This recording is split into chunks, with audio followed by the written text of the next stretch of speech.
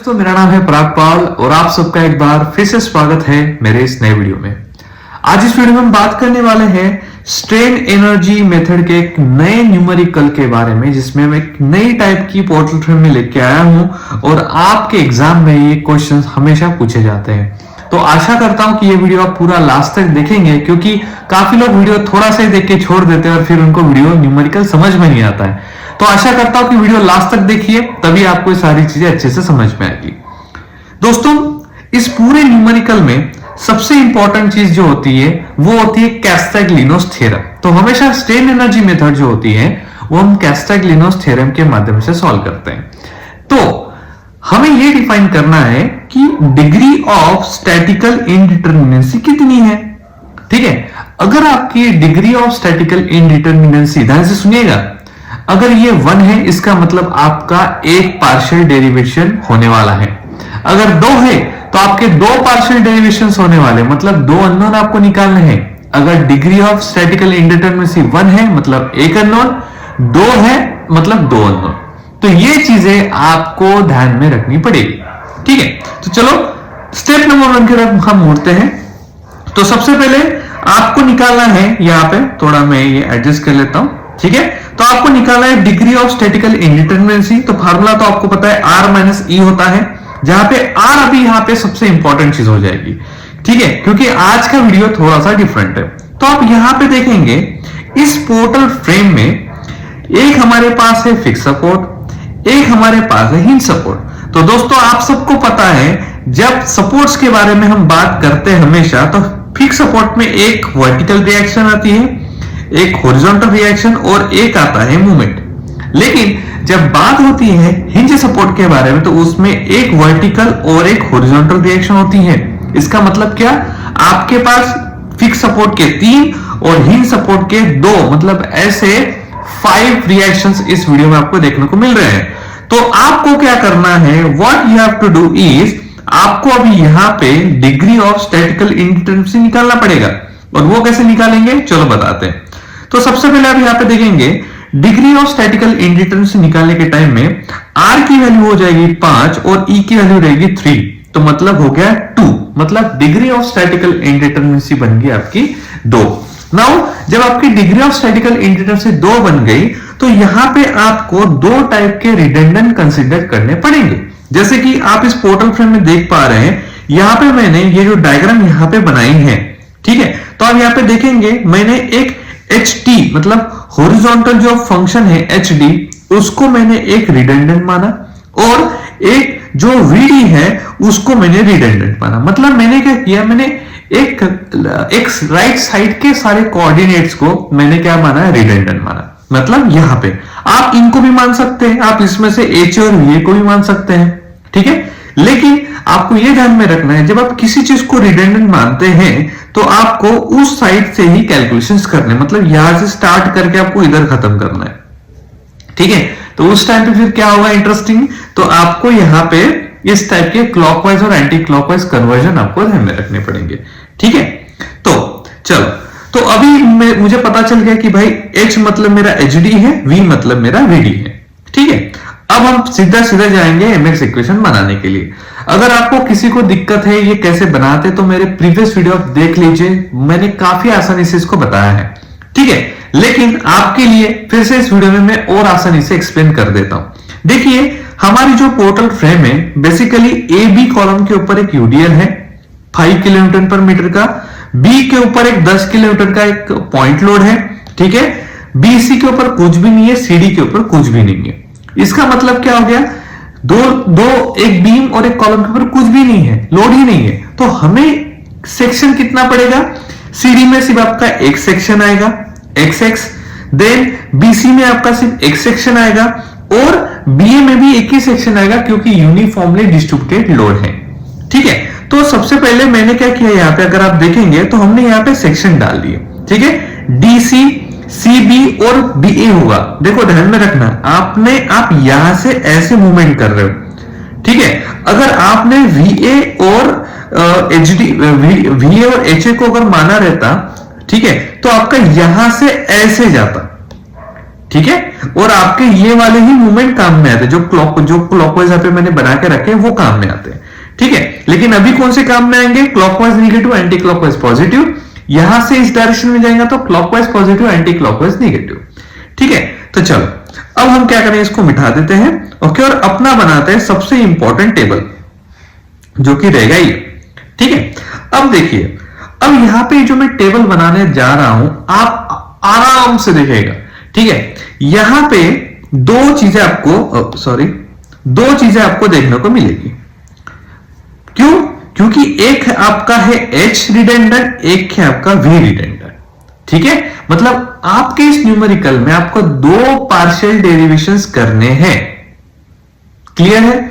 अगर ये समझ में नहीं है तो आप प्लीज मुझे अच्छे से बताइए, मैं आपको और आसानी से क्लियर कर दूंगा, ठीक है।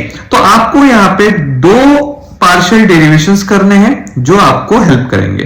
तो सबसे पहले मैं जाऊंगा D टू C के तरफ। अब मैं जब DC के काम कर रहा हूं तो ओरिजिन मेरा है D, ठीक है। इनर्शिया मेरा I ही है, लिमिट मेरी यहां से 0 और यहां तक रहेगी 4, मतलब 4 मीटर का टोटल डिस्टेंस है, ठीक है। तो लिख गई 0 से 4। अब देखो, अब मुझे इस सेक्शन के ऊपर यहां पे मूवमेंट लेना है। तो मूवमेंट कैसा आएगा? देखो, मुझे पता है कि भाई HD को मैंने H लिखा हुआ है और VD को मैंने V लिखा हुआ है। तो VD तो परपेंडिकुलर मतलब इस सेक्शन को तो परपेंडिकुलर है ही नहीं, ठीक है, इसलिए वो वहां पे कुछ कर ही नहीं सकता। लेकिन जो HD मतलब H है वो परपेंडिकुलर है, मतलब क्या आएगा?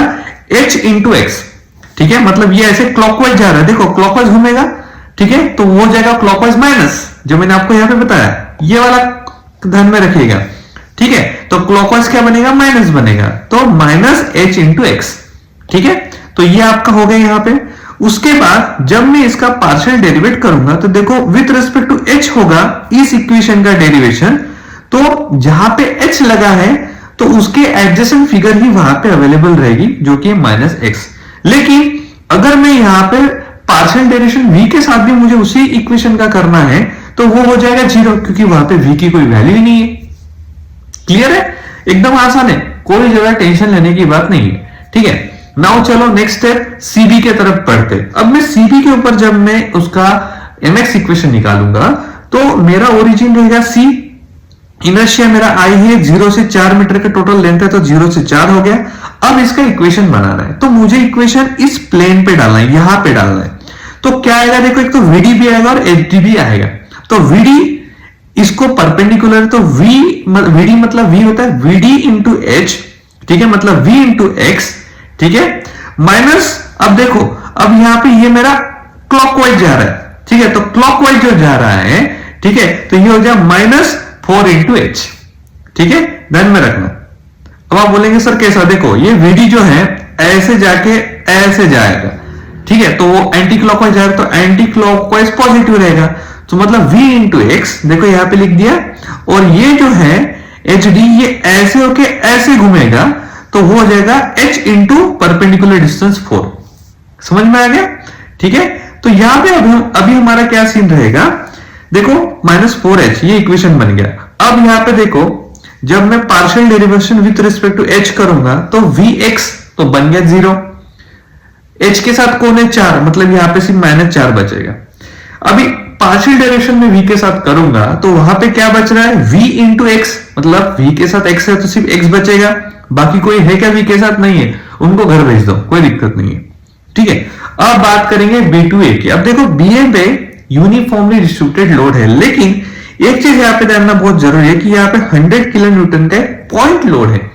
क्या ये पॉइंट लोड आप यूटिलाइज कर सकते हैं? तो यहाँ पे आंसर आपका नो आएगा, क्योंकि आप उसको यूटिलाइज नहीं कर सकते। ठीक है, तो लेकिन तो भी मैं आपको एक बार बताऊंगा कैसे। देखो B का मैं ले रहा हूं, B उसका ओरिजिन है, I उसका इनर्शिया है, तो 0 से 4 उसका लिमिट आएगा। अब हम इसमें क्या करेंगे? देखो यहां पे सबसे पहले V इंटू 4 ये पहले चला गया पॉजिटिव, फिर उसके बाद H इंटू 4 माइनस वो यहां पे आ गया। उसके बाद अभी यहां पे आपको देखना पड़ेगा कि जो HA है, ठीक है, तो उस HA को भी आपको यहां पे इंक्लूड करना पड़ेगा। जैसे ये जो H है, ठीक है, ये जो H आपका यहां पे है उसको आपको इंक्लूड करना पड़ेगा, तो वो हो जाएगा HX। उसके बाद ये जो पॉइंट लोड है वो भी इंक्लूड होगा, -10 इंटू एक्स, उसके बाद हो जाएगा आपका माइनस ये जो 5 किलोमीटर तो 5 divided by 2 into x square, ये भी यहां पे आपका आ जाएगा। अब वो कैसा मैं बताता हूं, देखो जब भी यूडीएल आपका कन्वर्ट होता है पॉइंट लोड में तो होता है UDL divided by 2 into L by 2, ठीक है, right, sorry divided by 2 into distance. तो यहां पे आपका जो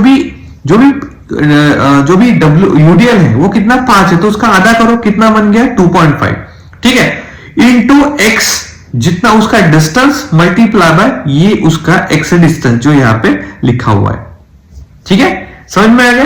तो यहां पे अब मैं इसको पार्शियल डेरिवेट करूंगा तो क्या होगा, देखो 4v के साथ -4 x का x बच जाएगा, ठीक है, उसके बाद कोई भी x के साथ नहीं है उसको भगा दो। उसके बाद अब यहां पे सिर्फ v के साथ कौन है, ये जो है ना यहां पे मुझे लगता है थोड़ा गड़बड़ है, this should be H A, okay, एक मिनट मैं बस यहां पे चेक कर लेता हूं, ठीक है, I guess H X square, या दिस इज एच ए, क्योंकि ये एच ए रहेगा, ठीक है, ये जो है एच ए इंटू एक्स रहेगा, ठीक है, यहाँ पे थोड़ा गड़बड़ है, मैं आपको करेक्ट कर देता हूं दोस्तों, ठीक है, ताकि आप गड़बड़ ना करें, एच ए इंटू एक्स, ठीक है, ये एच ए रहेगा क्योंकि ये मल्टीप्लाई करेगा ना, एच ए इंटू एक्स ऐसे जाएगा ये, ठीक है, राइट, ओके। तो यहां पे आप देखेंगे आपके पास -4 मतलब v के साथ सिर्फ 4 है, ठीक है, प्लस h मतलब h के साथ सिर्फ -4 है, और कोई है क्या यहां पे, नहीं है, तो सिर्फ वहां पे यस यहां पे h, सॉरी यहां पे h ही आएगा, मैं sorry my bad, there should be only h, मैंने यहां पे थोड़ी गड़बड़ की है, sorry for that, yes h into X ही आएगा, ठीक है, तो h इंटू एक्स आएगा क्योंकि ये h को मल्टीप्लाई होगा यहां पे, तो यहां पे सिर्फ x आएगा। उसके बाद v के साथ अगर मैं देखूं तो सिर्फ यहां पे 4 है, तो सिर्फ यहां पे 4 ही आएगा, okay, as a partial derivation. यहां पे थोड़ा मैंने बम्बल किया है, sorry for that, okay. So now अभी मुझे यहां पे क्या करना है, मुझे दो टाइप से मुझे यहाँ पे कैस्टाग्लिनोस थ्योरम लगाने पड़ेंगे। अभी यहाँ पे थोड़ा सा आपको एक मेहनत करनी पड़ेगी, मेहनत इसलिए करनी पड़ेगी क्योंकि दोस्तों देखिए जब आप पार्शियल डेरिवेशन कर रहे हैं तो आप एक ही कैस्टाग्लिनोस थ्योरम में 2 बार इसको सॉल्व नहीं कर सकते हैं, इसलिए आपको पहले इसके लिए सॉल्व करना पड़ेगा विथ रिस्पेक्ट टू एच के लिए, फिर विथ रिस्पेक्ट टू वी के लिए सॉल्व करना पड़ेगा, ठीक है। तो जैसे मैंने आपको बताया क्या होगा, देखो 1/e है, इंटीग्रेशन ऑफ मूवमेंट इक्वेशन आपका आएगा -h into x, okay, into -x dx। तो ये देखो आगे इसको मैंने यहां पे ऑलरेडी सॉल्व करके रखा है, ये हो जाएगा एच एक्स स्क्वायर। फिर उसके बाद इंटीग्रेशन ऑफ सीबी के लिए 1/e है, vx -4h इंटू -4, तो ये बन जाएगा -4vx plus 16h into dx। इसी तरीके से आपको इस इक्वेशन के लिए करना है, विथ मल्टीप्लाई इससे कर देना है आपको, तो आपका ये पूरा इक्वेशन यहाँ पे बन के रेडी हो जाएगा, ठीक है। अब आपको जैसे मैंने आपको बताया था, आपने अगर मेरे प्रीवियस वीडियो नहीं देखे हैं तो मैंने आप बता देता हूं कि अगर आपका एच एक्स है तो ये हो जाएगा, इसका इंटीग्रेशन होगा एच एक्स स्क्वायर बाय 2। अगर आपका एच एक्स स्क्वायर है तो ये हो जाएगा एच एक्स क्यूब बाय 3, ठीक है, इस टाइप का आपका इंटीग्रेशन होगा। तो आपको यहाँ पे क्या करना है, इंटीग्रेशन करना है पूरे इस टर्म का, ये जो आपको यहाँ पे पूरा दे चुका है इस सब का आपको क्या करना है, इंटीग्रेशन करना है। तो जब आप इंटीग्रेशन करोगे तो आपको यहाँ पे दिखाई देगा, आप यहाँ पे देख सकते हैं कि मैंने किया हुआ है already, H X to the power 3, देखो ये क्या किया, इसका इंटीग्रेशन क्या हुआ, H X to the power 3 divided by 3, तो एक्स की वैल्यू मैंने कितनी रखी 4, ठीक है, क्योंकि हायर लिमिट कितनी है उसकी 4 है, ठीक है। तो इसको मैं हटाता हूं यहां से, ये नोट्स आप मेरी वेबसाइट से भी देख सकते हैं, डोंट वरी, ठीक है। उसके बाद सिमिलरली आपको रखना है और आपको एक इक्वेशन मिलेगा 106.67h -64v plus 160 equal to 0। तो आपको एक इक्वेशन बनाना है in term of h and v, मतलब क्या होगा 106.67h -64v इक्वल टू -160, ये फर्स्ट इक्वेशन बन गया। अब क्या होगा दोस्तों, अब मुझे यहां पे जो है रिडंडेंट v के लिए सॉल्व करना है। तो सिमिलरली मैं क्या करूंगा, जो ये इक्वेशन है, ये जो सारे इक्वेशंस है, इन सारे के सारे इक्वेशंस को मैं भी इनसे मल्टीप्लाई करूंगा, ठीक है, 0 से x और 4 से मल्टीप्लाई करूंगा, वही मैंने यहां पे किया है। तो आप देख सकते हैं ये पूरा इक्वेशन आपका यहां पे बन गया, ठीक है। अब आप उसको इंटीग्रेट करोगे तो इंटीग्रेशन के बाद ये सारी इक्वेशन आपको मिलेगी और यहाँ पे आपको सिमिलरली जो आपने यहाँ पे इक्वेशंस क्रिएट किया है एच और वी के फॉर्मेट में, वही आपको यहाँ पे मैंने बना के दिया है। ठीक है, बहुत सिंपल वैल्यू डालो, कैलकुलेटर में डालो, आपका आंसर आ जाएगा। ठीक है, अभी आपको क्या करना है, यहां पे आप अपने कैलकुलेटर में इक्विलिब्रियम कंडीशंस में जाके, कैलकुलेटर में जाके आप इन दोनों को आपको करने 100। ठीक है, या फिर आप इसको नॉर्मली भी सॉल्व कर सकते हैं, कोई प्रॉब्लम नहीं है। आप कैलकुलेटर में इसको कैसे सॉल्व करते हैं इसके ऊपर एक वीडियो लेके आऊंगा, काफी आसानी से आप इसको सॉल्व कर सकते हैं। ठीक है, तो इससे आपको h की वैल्यू मिलेगी, मतलब hd की वैल्यू मिलेगी, v की वैल्यू मिलेगी, मतलब vd की वैल्यू मिलेगी। मतलब h की वैल्यू होगी 4.09 और v की वैल्यू हो गई 9.31। ठीक है, तो आपको अभी आप यहाँ पे देख सकते हैं, अभी मेन आइटम में यहाँ पे हमको परफॉर्म करना है, वो है बेंडिंग मोमेंट डायग्राम। तो देखो D के ऊपर हिंज सपोर्ट है, मतलब यहाँ पे मूवमेंट कितना आएगा 0, मतलब MD के ऊपर आपका मूवमेंट कितना रहेगा 0। आपका मूवमेंट कहां पे निकलेगा, आपका मूवमेंट निकलेगा C पॉइंट के ऊपर, B पॉइंट के ऊपर, A पॉइंट के ऊपर, बस 3 पॉइंट के ऊपर आपका मूवमेंट निकलने वाला है। ठीक है, तो अभी हमें क्या करना है, सबसे पहले MC के हम बारे में बात करेंगे। तो MC का क्या होगा, देखो MC का बहुत सिंपल सा कंसेप्ट है, जो भी आपका यहाँ पे सबसे पहले फोर्स ड्रॉ कर लेते हैं। ये एक फोर्स है, ये एक फोर्स है, मतलब ये हो जाएगा H, ये हो जाएगा V, ये हो जाएगा VA, ये हो जाएगा HA और एक मूवमेंट आएगा यहाँ पे MA।